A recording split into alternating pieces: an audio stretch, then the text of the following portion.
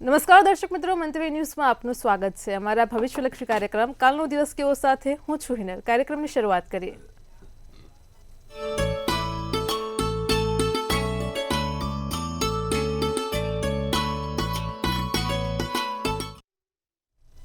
દર્શક મિત્રો, કાલનો દિવસ કેવો એટલે કે એક એવો કાર્યક્રમ કે જેમાં આવતીકાલનું પંચાંગ, દિન વિશેષ, દિવસ રાતના શુભચો ઘડ્યા અને 12 રાશિનું રાશિ ભવિષ્ય કિશન મહારાજ પાસેથી જાણવા મળે છે. કાર્યક્રમની મધ્યમાં એક વિશેષ મુદ્દા ઉપર ચર્ચા કરીએ છીએ. આજનો મુદ્દો છે કે આકસ્મિક રીતે ઘણીવાર બીમાર થઈ જવાતું હોય છે. જ્યોતિષશાસ્ત્ર પ્રમાણે તેના પાછળનું કારણ શું છે તેને લઈને મહારાજ આ મુદ્દા ઉપર પ્રકાશ પાડશે. કાર્યક્રમના અંતમાં વાત કરીશું આવતીકાલે જેમનો જન્મદિવસ છે તેમનું આવનારું વર્ષ કેવું રહેશે, ખાસ ટેરો કાર્ડના માધ્યમથી જાણીશું. તો આ તમામ માહિતી આપવા માટે આપણી સાથે જોડાઈ ગયા છે કિશન મહારાજ.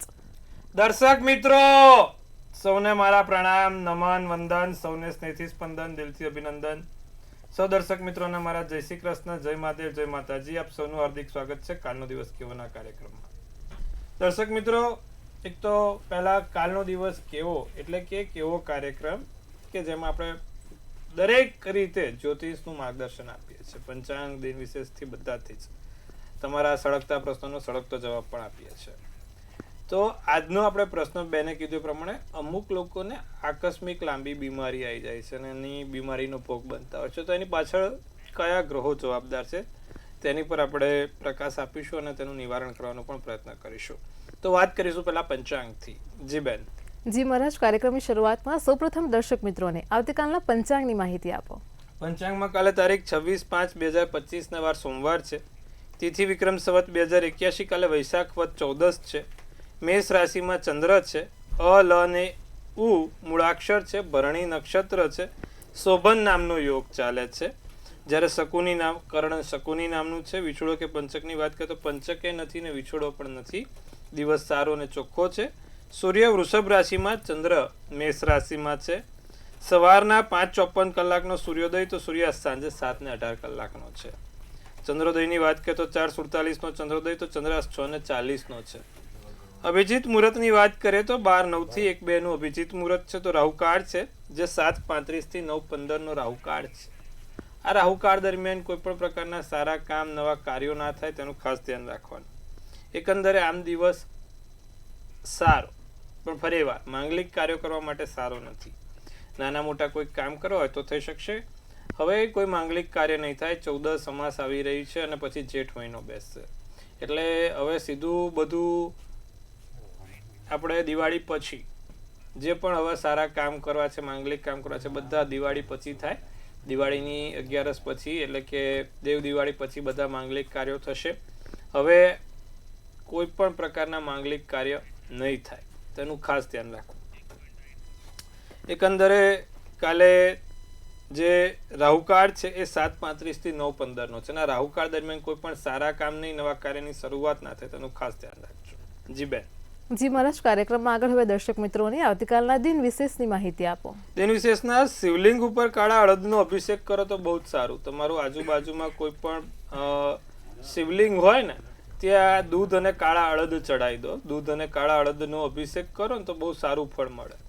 તો આવતીકાલે ઓમ નમઃ શિવાય, શિવાય નમઃના મંત્રનો જાપ કરવાનો અને શિવલિંગ ઉપર કાળા અડદનો અભિષેક કરવાનો. તમને એનાથી લાભ થશે. દિવસનું ચોઘડિયું પ્રથમ અમૃત ચોઘડિયું રહેશે જે 5:54 થી 7:35 કલાકનું રહેશે. આ થયું દિન વિશેષની વાત. અને એમાં પણ જે પહેલું ચોઘડિયું છે 5:54 થી 7:35 નું, એની સમયે શિવ અભિષેક કરો, રુદ્ર અભિષેક કરો તો એનું ફળ સૌથી સારું મળે છે. તો કાલે આવતીકાલે આટલું કરજો, લાભ થશે. જી બેન. જી મહારાજ, કાર્યક્રમમાં આગળ હવે દર્શક મિત્રોને આવતીકાલના દિવસને રાતના શુભચો ઘડ્યાની માહિતી આપો. પ્રથમ ચોઘડિયું અમૃત 5:54 થી 7:35. બીજું શુભ ચોઘડિયું 9:15 થી 10:56. ત્રીજું લાભ ચોઘડિયું 3:57 થી 5:37. ચોથું અમૃત ચોઘડિયું 5:37 થી 7:18. 5:54 થી 7:35, 9:15 થી 10:56, 3:57 થી 5:37 અને 5:37 થી 7:18. આ બધા સારા અને શુભ ચોઘડિયા. રાત્રિનું ચોઘડિયું લાભ રહેશે જે 11:17 થી 12:36 કલાકનું રહેશે. રાત્રિનું ચોઘડિયું છે લાભ ચોઘડિયું. કોઈ પણ પ્રકારના નાના મોટા કામ કરવા છે, નવા કાર્યોની શરૂઆત કરવી છે તો થઈ શકશે. સારા ચોઘડિયામાં કરેલા કામ હંમેશા સારા ફળ મળે છે. હંમેશા તમારે જે તે કામ કરવું હોય આ ચોઘડિયામાં કરો, તમને સારો ફળ મળશે, લાભ મળશે. ધારેલા કામની સફળતા મેળવવા માટે તમારે આટલું કરવાનું, તમે કાલે ચોક્કસથી લાભ જોઈ શકશો. જી બેન. જી મહારાજ, કાર્યક્રમમાં આગળ હવે આપણે વિશેષ મુદ્દા પર ચર્ચા કરીશું. ઘણા દર્શક મિત્રોનું પૂછવું છે કે ઘણીવાર આકસ્મિક રીતે બીમાર થઈ જવાતો હોય છે. ખાસ જ્યોતિષ શાસ્ત્ર પ્રમાણે તેના પાછળના કયા ગ્રહો જવાબદાર છે, કયા યોગ જવાબદાર છે, તેને લઈને મુદ્દા ઉપર પ્રકાશ પાડો. ભાઈ, અમુક વખત એવું થતું હોય છે કે તમે કોઈ પણ કામ વિચાર્યું હોય પણ એ પૂરું થતું નથી, ધાર્યા કામમાં સફળતા મળતી નથી. જે તે કામ કરો ક્યાંક ને ક્યાંક આવીને અટકી જાય છે. તેની પાછળ મુખ્યત્વે શું જવાબદાર છે ગ્રહો, તેના વિશે ચર્ચા કરીએ. અમુક વખત શારીરિક રીતે માણસ તૂટી જાય, શારીરિક લાંબી બીમારી શરૂ થઈ જાય છે, શારીરિક રીતે હેરાનગતિ થઈ જાય છે. તો આવું બધું થવા પાછળ શું છે, કયા ગ્રહો જવાબદાર છે? એક તો છઠ્ઠું સ્થાન જ્યારે કુંડળીમાં બગડે, છઠ્ઠું સ્થાન જ્યારે પણ કુંડળીમાં બગડે ત્યારે માણસને હેરાનગતિ રહે. છઠ્ઠા સ્થાનમાં પાપ ગ્રહ હોય, શનિ, રાહુ કે કેતુ હોય ત્યારે આ વસ્તુ થાય. છઠ્ઠા સ્થાનમાં કોઈ અન્ય પાપ ગ્રહોની દશા બેઠી હોય ત્યારે આ વસ્તુ થાય. છઠ્ઠું સ્થાન એટલે રોગ, ઋણ અને શત્રુનું સ્થાન કીધું છે. છઠ્ઠા સ્થાનમાં જો કોઈ પાપગ્રહો બેઠા છે, કોઈ પાપગ્રહોની દશા આવીને બેઠી છે, તો તમારે સમજવું કે કોઈ એમાં એની મહાદશા કે અંતરદશા આવે તો કે લાંબી બીમારી લઈને આવે.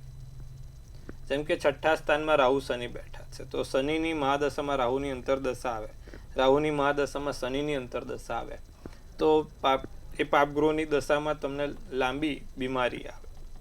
નથી પેરાલાઇઝ થાય, અમુક જીવલેણ હુમલા થાય કે લાંબી બીમારી ચાલે, ટાઇફોઇડ, મલેરિયા, ચિકનગુનિયા, કે જેમાં 15 થી 20 દિવસ તમારો બગડી જાય, મહિનો જતો રહે. જેમ કે છઠ્ઠા સ્થાનમાં સૂર્ય અને શનિ છે, તો સૂર્યની મહાદશામાં શનિની અંતરદશા, કાં તો શનિની મહાદશામાં સૂર્યની અંતરદશા આવી તો આવું થાય. છઠ્ઠા સ્થાનમાં કોઈ બીજા પાપગ્રહો આવ્યા તો આરે પણ આવું થાય. જેમ કે શનિ કેતુ, સૂર્ય મંગળ, મંગળ શનિ જો છઠ્ઠા સ્થાનમાં બેઠા હોય તો જ્યારે જ્યારે એની મહાદશા અંતરદશા આવે ને ત્યારે આ સમય પર વસ્તુ બને, તેનું ખાસ ધ્યાન રાખવાનું. છઠ્ઠા સ્થાનમાં કોઈ પણ પાપગ્રહ હોય ત્યારે આવા ઘટનાક્રમ બનતા હોય છે. છઠ્ઠા સ્થાનની અંદર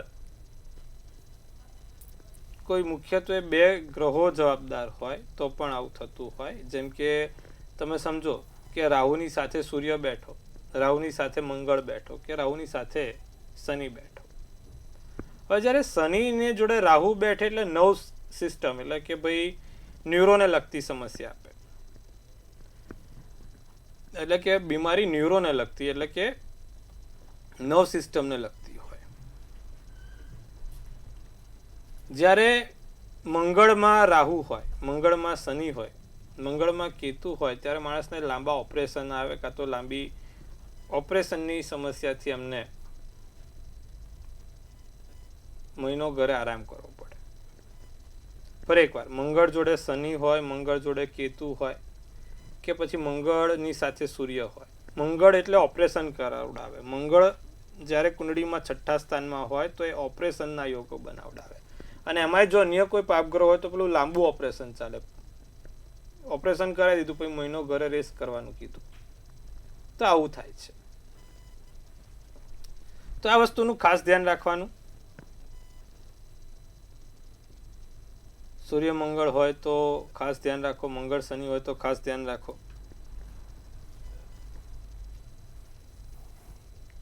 જ્યારે જ્યારે કોઈ પાપગ્રહોની દશા બેસે ત્યારે આવી વસ્તુ બને છે.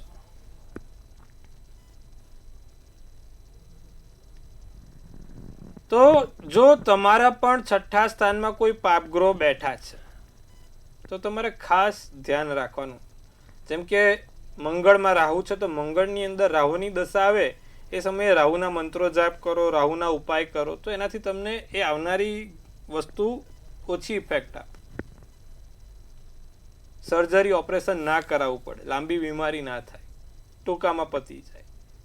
મંગળ શનિ હોય છઠ્ઠા સ્થાનમાં તો મંગળમાં શનિની દશાઈ કાં તો શનિમાં મંગળની દશાઈ ત્યારે ખાસ ધ્યાન રાખવાનું અને એના ઉપાયો ચાલુ કરી દેવાના. તો ભાઈ શનિના ઉપાયો તો કે શનિના મંત્રો જાપ, મંગળના ઉપાયો તો હનુમાનજીના મંત્રો જાપ, હનુમાનજીનો પાઠ સ્તુતિ કરો, સારું ફળ મળે. તો દર્શક મિત્રો, આ વસ્તુ છે, તમારે આ વસ્તુઓનું ખાસ ધ્યાન રાખવાની જરૂર છે. પાપ ગ્રહો છઠ્ઠા સ્થાનમાં બેઠા હોય ત્યારે લાંબી મુશ્કેલી આવે, લાંબી બીમારી આવે, તેનું ખાસ ધ્યાન રાખવાનું છે. જી બેન. જી મારા તમામ દર્શક મિત્રોને ખૂબ સરસ માહિતી આપી છે. કાર્યક્રમમાં આગળ હવે આપણે રાશિ ભવિષ્યની શરૂઆત કરીએ. સૌપ્રથમ તો મેષ, વૃષભ અને મિથુન રાશિના જાતકોનો આવતીકાલનો દિવસ કેવો છે તે જણાવો. દિવ્ય જ્ઞાન મળે, મેષ રાશિવાળાને દિવ્ય જ્ઞાન મળે, પારિવારિક સાહસ શરૂ થાય, તમારા પ્રતિસ્પર્ધામાં વધારો થાય, તમને દગો મળી શકે એમ છે, કોઈ તમને દગો આપી શકે એમ છે. લાલ શુભ કલર, શુભાંક 5 રહેશે. વૃષભ રાશિની વાત કરીએ તો અચિંતી કોઈ મુલાકાત થાય, ઓચિંતા કોઈ મળવાનું થાય, ઓચિંતા કોઈ જગ્યાએ જવાનું થાય.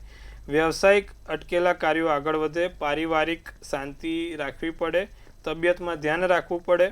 લીલો શુભ કલર, શુભાંક તમારા માટે 8 રહેશે. વાત કરીએ વૃષભ રાશિની. વૃષભ રાશિવાળાને ઓચિંતું કોઈ મળી જાય, વ્યવસાયિક અટકેલા કામ આગળ વધશે, પારિવારિક શાંતિ રહેશે, તબિયત થોડીક સાચવવાની.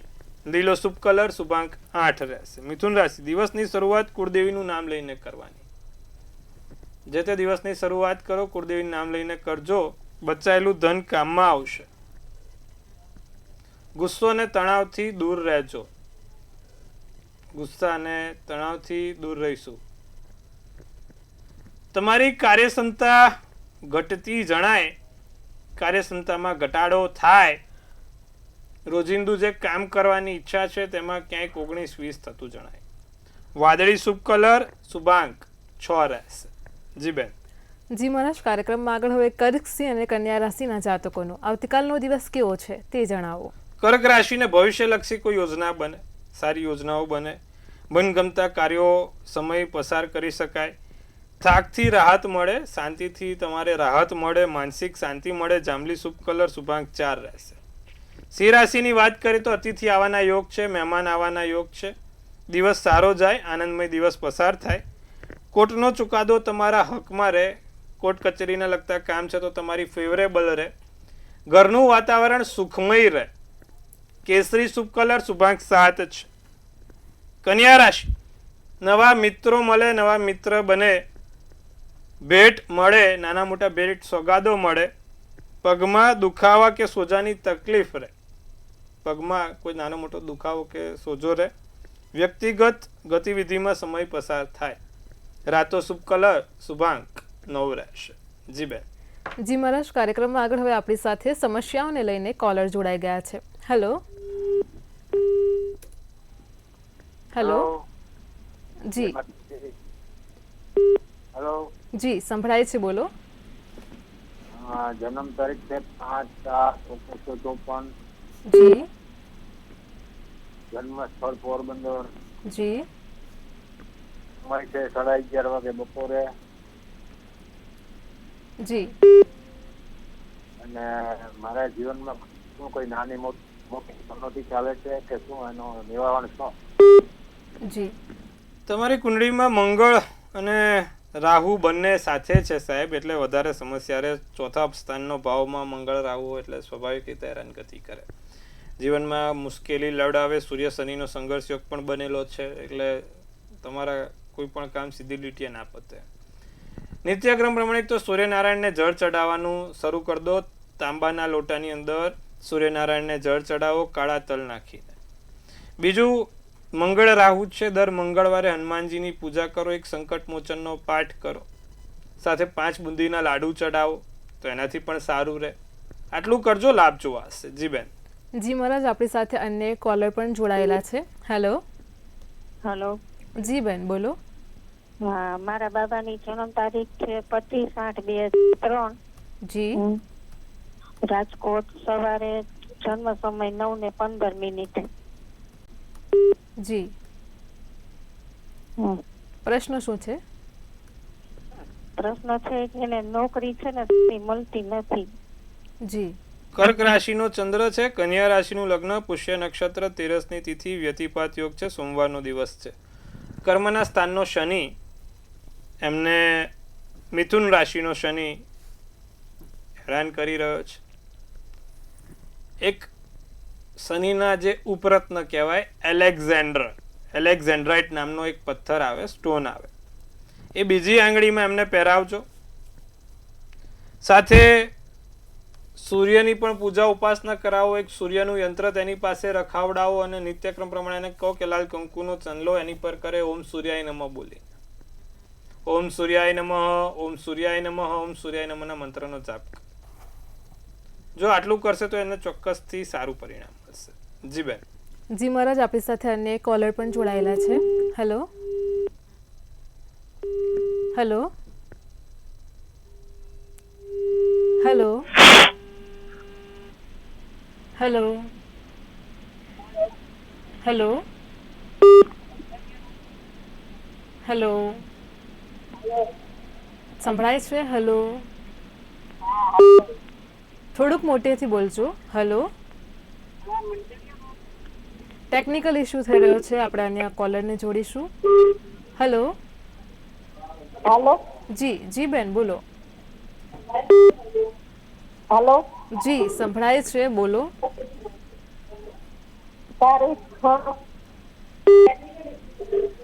ટીવીનું વોલ્યુમ બંધ કરો અને જન્મ તારીખ થોડીક મોટેથી બોલો. હેલો. હા. જી જી બેન, જન્મ તારીખ બોલો. જન્મ તારીખ 1/6 અને વર્ષ. જન્મ તારીખ 1/3 જી સાલ. જી અને જી સમય નથી ખબર. જી. મને મજા નથી રહેતી. જન્મનું સ્થળ. હેલો. જન્મ સ્થળ અવાણિયા, ભાવનગર. જી જી. તુલા રાશિનો ચંદ્ર, સિંહ રાશિનું લગ્ન, ચિત્રા નક્ષત્ર, 12ની તિથિ, મંગળવારનો દિવસ છે. 12મા સ્થાનમાં મંગળ કર્કનો થયો છે, સૂર્ય કેતુ 10મા સ્થાનમાં બેઠા છે. જ્યારે પણ શારીરિક કોઈ પણ સમસ્યા હોય કે ભાઈ શરીરમાં મજા ના હોય, મન ના લાગતું હોય, તો સૂર્યનારાયણની પૂજા કરવાની સર્વશ્રેષ્ઠ ફળ મળે. તમે પણ બે નિત્યક્રમ પ્રમાણે સૂર્યનારાયણની પૂજા કરો, સૂર્યનારાયણને જળ ચડાવો, કાળા તલ નાખીને પરિણામ સારું મળશે. સારી જગ્યાએ એના કામ શરૂ થઈ જશે. આટલું કરો, લાભ જોવાશે. જી બેન. જી મહારાજ, આપણી સાથે અન્ય એક કોલર પણ જોડાયેલા છે.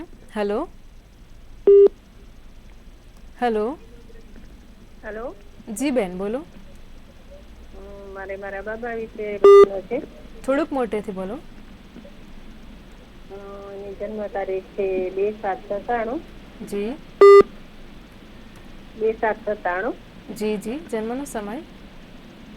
જન્મ સમય છે રાત્રે 2 ને 5. જી. જન્મનું સ્થળ.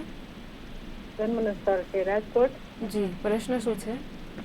પ્રશ્ન એ છે કે એના મેરેજના યોગ ક્યારે છે અને પાત્ર કેવું મળશે? જી. કુંભ રાશિનો ચંદ્ર, મિથુનનું લગ્ન, પૂર્વ ફાલ્ગુની નક્ષત્ર, બીજની તિથિ છે.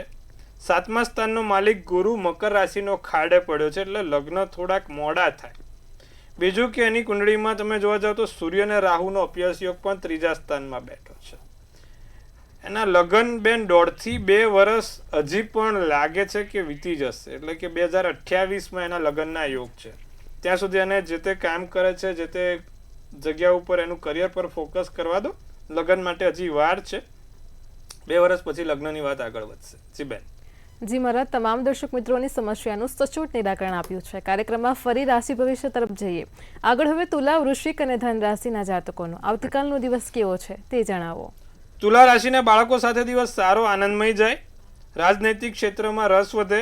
નિર્ણય લેવા માટે સમય સારો છે, અનુકૂળ છે. આકર્ષક ભેટ સોગાત મળે. સોનેરી શુભ કલર શુભાંક 9 છે. વૃશ્ચિક રાશિને અચાનક ધન ખર્ચ થાય.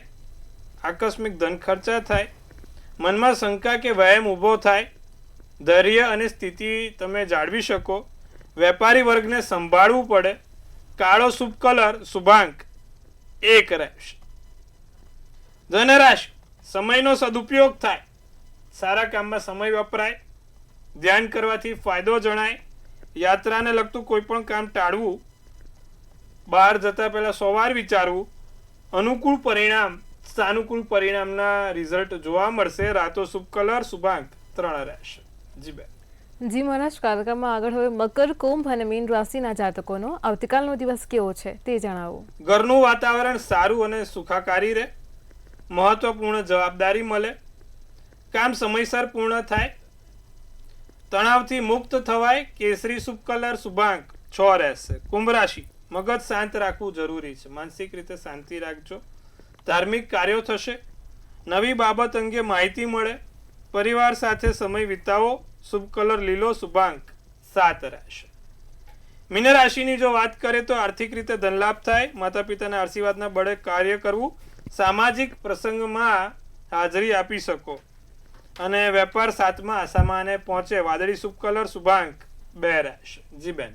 જી મહારાજ, કાર્યક્રમમાં આગળ વાત કરીશું આવતીકાલે જેમનો જન્મદિવસ છે તેમનું આવનારું વર્ષ કેવું રહેશે, ખાસ ટેરો કાર્ડના માધ્યમથી જણાવો. કાલે જેનો પણ જન્મદિવસ છે, મંતવ્ય ન્યૂઝ ટીમ તરફથી સૌને હાર્દિક શુભેચ્છા. તનથી તંદુરસ્ત રહો, મનથી મલકાતા રહો અને ધનથી છલકાતા રહો. એક સુંદર મજાનું ટેરોટ આપણે કાઢીશું. ઇનાલબેન એક સુંદર મજાનું ટેરોટ કાઢશે, આવનારું વર્ષ કોનું છે ને કેવું છે તે જોડવાનો પ્રયત્ન કરીશું.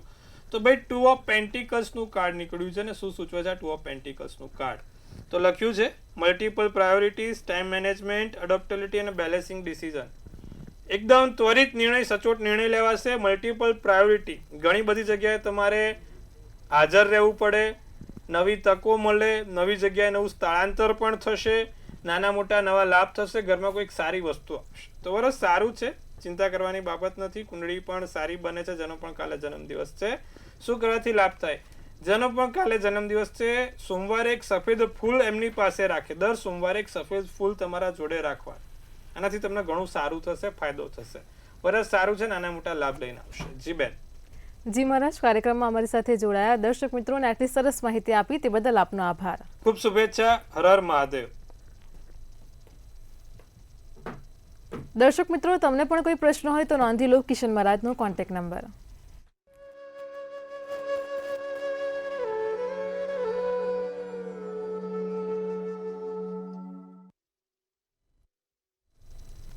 ભવિષ્યલક્ષી કાર્યક્રમ કાલનો દિવસ કેવોમાં આજે આપણે વાત કરીએ છીએ કે આકસ્મિક બીમારી થાય છે તેના પાછળનું કારણ શું છે. જ્યોતિષશાસ્ત્ર પ્રમાણે કિશન મહારાજે આજે આ મુદ્દા ઉપર પ્રકાશ પાડ્યો છે.